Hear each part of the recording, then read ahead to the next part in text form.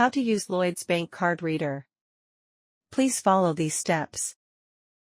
Take your Lloyds Bank debit card and insert it into the card reader. Press Identify if you are logging into Lloyds online banking. Respond if you are approving a payment or transaction. When prompted, use the keypad to enter your 4-digit PIN. Press the OK button to confirm. After entering the correct details, the card reader will generate a unique response code. This code is displayed on the screen and is used to verify your transaction. Go back to your Lloyds online banking page.